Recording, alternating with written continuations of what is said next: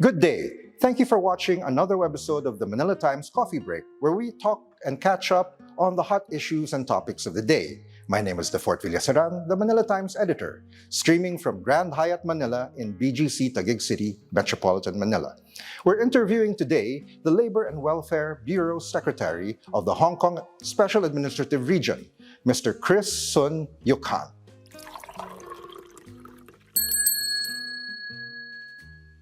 Good afternoon. Thanks for having me. Yes, may I call you Chris? No, for sure. Thank you very much. How was your flight to Metro Manila? I trust all the compliance with the travel and security protocols went very smoothly. It was a perfect flight. So I traveled from Singapore all the way to Manila. It was great. Basically, we'd like to know, also inform our audience right now that the mission of the Labor and Welfare Bureau, or LWB, you have all the territories and continents that you're traveling to also further the bilateral relations. Am I correct? Yep. Yeah. Thank you for coming to Philippine soil for us to be able to pick your mind about your ideas and planned policies regarding labor, especially those that impact the Filipino laborers. We have, I understand we have quite a number of the foreign domestic helpers, and there is a plan to help promote or train even the healthcare workers for the elderly in the territories. Is that correct? Oh yeah, for sure. Hong Kong, we have about 190,000 foreign domestic helpers who are from the Philippines. So that's the largest source of foreign domestic helpers in Hong Kong. So it accounts for 57%. Actually, in my meeting yesterday with the Secretary for Foreign Affairs, yes, it just came to me that the number of foreign domestic helpers from the Philippines in Hong Kong is comparable to that in the UK or in Italy. But considering the vast differences between our population, which is slightly more than 7 million, and the UK is about 60 million. Okay. So you can just appreciate our reliance on the foreign domestic helpers from the Philippines, and also the importance we attach to this group of people. Their contribution to our society, for most of the time, it might go unnoticed, but we'll never take it for granted. So we consider it very important for us to keep them in Hong Kong, to respect their rights and make sure their labor rights and welfare is fully taken care of. And we treat them exactly on par with local workers. As your primary mission here in the Philippines, could you share with us what your main objective is for visiting the Philippines and talking with the labor and welfare, the parallel officials in the Philippines? I got a twofold objectives coming to Manila. First and foremost, it's about to foster and further improve our relationship and friendship with our counterparts in Manila over foreign domestic helpers. So yesterday, I had a fruitful meeting with Secretary Susan. She's the newly appointed Secretary for Migrant Workers. So we had a long discussion, and we assured her about the importance we attached to foreign domestic helpers. And we also share with her the Hong Kong's experience of having a standard employment contract. So for that, I will let Ms. Cheung to explain a bit more. So it's important to protect foreign domestic helpers in Hong Kong. I also met the Secretary for Foreign Affairs, and later on I'm going to meet the Secretary for Labor. Okay. So the three of them, they are most important counterparts here in Manila to make sure that we cover every issue concerning foreign domestic helpers. I also make use of this trip to promote Hong Kong as a destination for talents here in the Philippines. Yes, exactly. We have just introduced what we call a Top Talent Pass scheme. So this scheme is clear. So for talents all over the world, they are welcome to go to Hong Kong through an online application. So what they need to show us is either they earn a high salary or they're a bachelor degree holder from one of the top 100 universities in the world. So we use 4 lists. So altogether, about 176 universities, they're all eligible.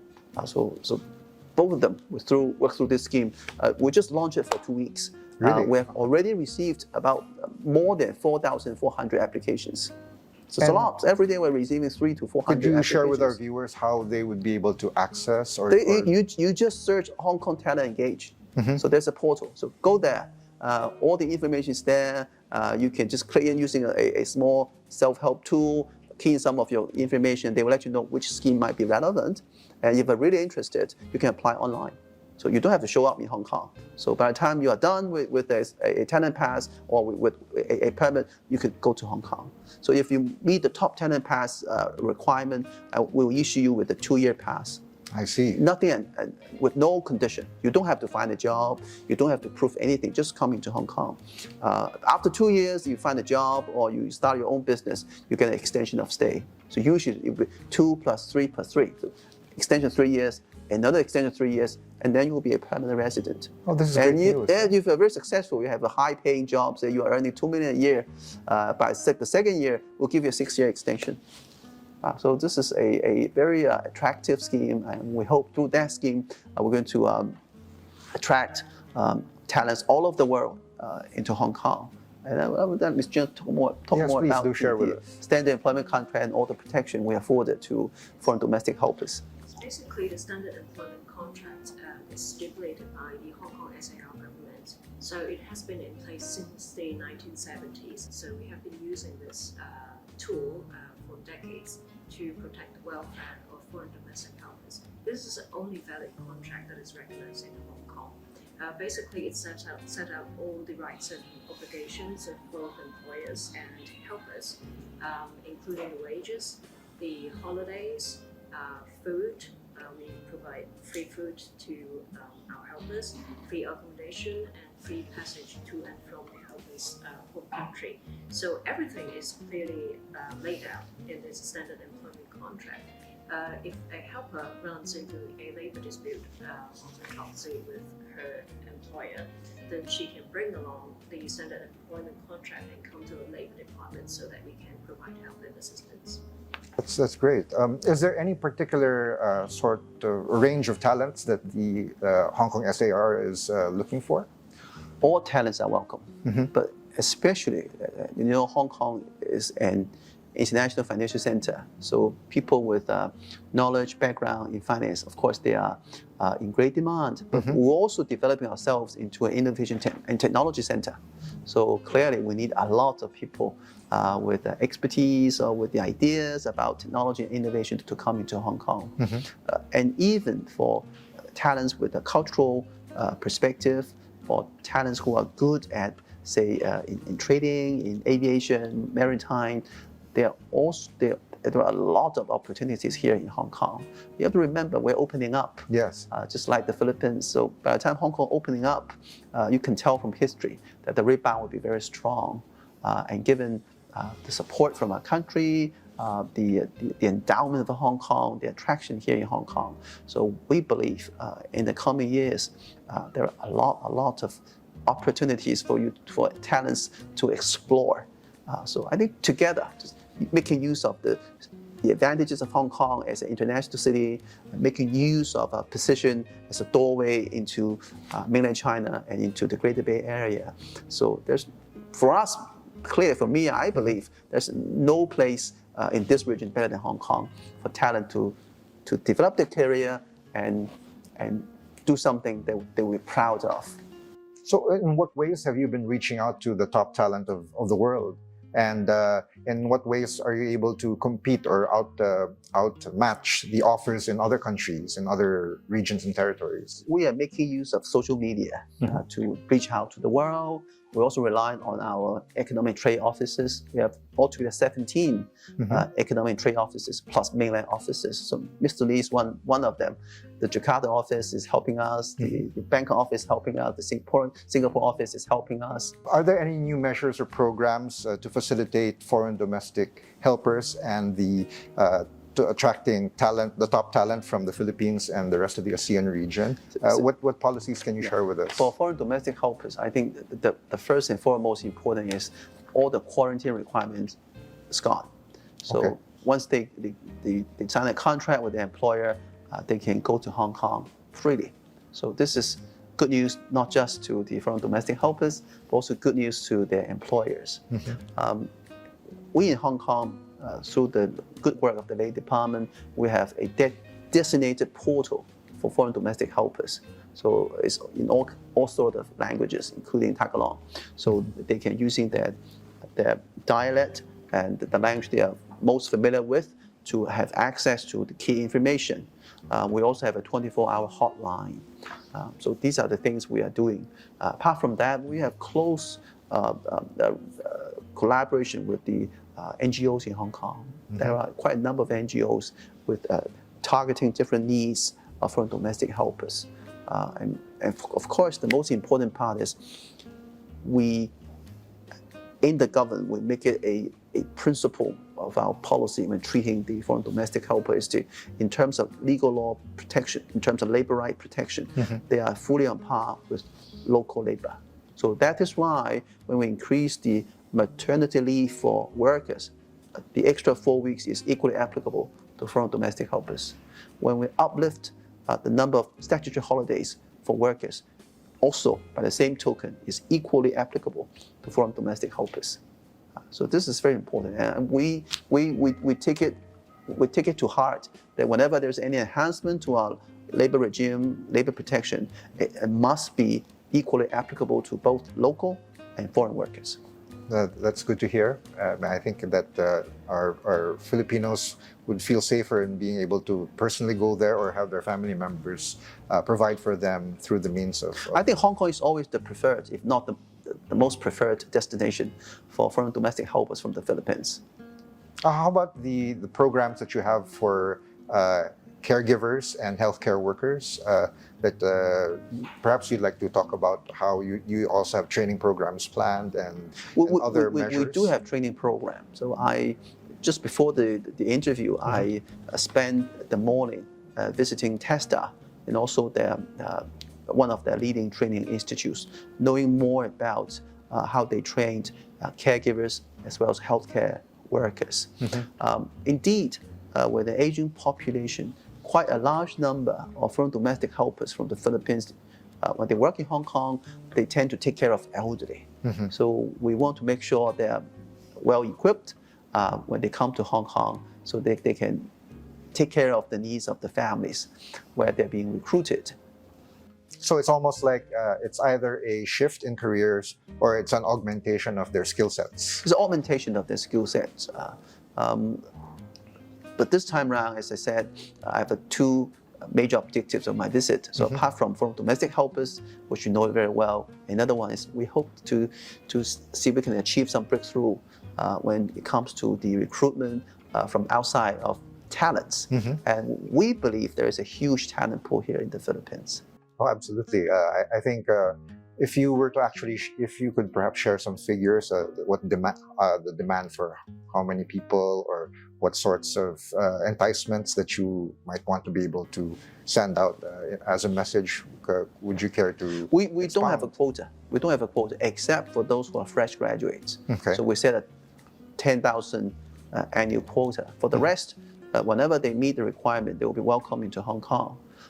It just started off our new program. We just started for 2 weeks. Mm-hmm. So through my interview with Manila Times, I hope we're going to spread the word here in the Philippines. So number one of my visits to communicate and to reach out and to establish links with my counterparts and all the organizations relevant here in Manila. Could you share your insights with your meetings with the training facilities and with the heads of the organizations with which you're dealing with here in the country? I think TESDA in Hong Kong is like a training institute. So I know that the good work of the TESDA is that you are training not just healthcare workers, but workers of different skills, mm-hmm. those who are in carpentry, in electrical appliances, or in farming, so it's all sorts of things. But my interest of my visit is mainly on healthcare and caregiving. Mm-hmm. So they show us how they deal with healthcare and caregiving. Because I know what's happening in Hong Kong is very similar. So they went through similar procedures, how to do urgent resuscitation, how they take care of elderly, and as well as the baby, how they take care of. It's very, very similar. Mm-hmm. So that's good to know. So at least we are using more or less the same standard, the same set of training protocols Would you say that the learning curve or the differences have been much less the past few years, or they've never quite been that disparate? Have they been quite similar in terms of the skills and well, the kind of efforts that Filipinos have been giving compared to the locals or people from other countries working in Hong Kong? But I think the qualities of domestic helpers from the Philippines is well known. And in my visit to TESDA, it's not just tailor-made for Hong Kong. They have well-established ties with Japan, with Israel, so it's already happening in the world. My purpose is through this visit, to know more about and see it for myself, what might be the future possibilities. So of course, the immediate goal of my visit is to make sure that from domestic helpers from the Philippines, when they come to Hong Kong, either they are trained here in the Philippines and they know how to take care of the elderly, or when they come to Hong Kong, even in Hong Kong, we have our own program. So of course, it's selective, but for those who are taking care, say elderly with a dementia or elderly, they have a mobility problem, if we would like to recruit their helpers to join program run by the government, so it will help them to know about how to take care of the elderly need. That's true, because aside from the fact that you have the basic specialized care for the elderly, you also have certain cultural nuances that also have to be kind of imparted to the people. It's not just a cookie cutter, one size fits all way of dealing with all the elderly anywhere in any country. This is well said. So when you take care of elderly, language and understand their culture is very important. So in Hong Kong, most of the elderly, they still speak the local dialect, Cantonese. So this is always a challenge. But anyway, I think we know about it. So there are two parts of it. One is your technical skills, which I think is easier to deal with. The other one is are you fluent in the local language? Do you understand their culture? So this part, it takes time. Yes. We've been talking about potential employees and domestic helpers, caregivers. Perhaps we can also take into consideration employers and perhaps business owners. What policies can you share? New ones that have come into light, especially after COVID-19, in terms of employee-employer relationships that have developed? Hong Kong has been very blessed. We have a very harmonious employer-employee relationship. So just to look at the figure of we already have a strike. When they have any dispute, mostly they can be resolved through mediation. The Labor Department is very efficient, and we have a lot of offices on the ground, so we deal with any labor issues can be resolved clearly. Right now, as our economy started to grow and as we open up, the number one concern of employers in Hong Kong is to recruit. They need to recruit more people so that they can grow their business. And it is because of that, we know locally there is a shortage in terms of supply. So of course, as with any government, our priority will be with local people, local talents. So make sure that they're well taken care of. So now that we know they're well taken care of, but even with the participation of all our local talents, still we're short of people. So that's why we are going out and reach out to the whole world, say Hong Kong is opening up. There's a lot of opportunities in Hong Kong. Employers, they are badly in need of new talents. If you're interested, come to Hong Kong. So together with local talents, they can build Hong Kong into an even better and more prosperous city. Well, to underscore this need and the openness that comes with it, could you once again share with us the ease with which people can apply, communicate, connect, and find or search for opportunities in the SAR? Yeah, it's always easy here in Hong Kong. So once you got a pass into Hong Kong, you can either find a job online, or you can find any. They have headhunters, employers there. You can just jobs are people in great demand in Hong Kong. Yeah. So what we need is talent and the willingness to work and to work hard. True, and I think Filipinos are more than willing to offer that up in spades. Well, very well said, and thank you. And although our conversation has already starting to heat up, I'm afraid if we had coffee right now, it would have gone got a bit of on the cold side. So I think we'll have to wrap things up. And at the same time, perhaps we have just one last round of insights perhaps you'd like to share, or important messages you'd like to give to our viewers in the Manila Times coffee break. I think the one message I would like to convey to audiences of the Manila Times online is I think we have to build on the good foundation that's been laid between Hong Kong and the Philippines. Let's keep on and increase our communication.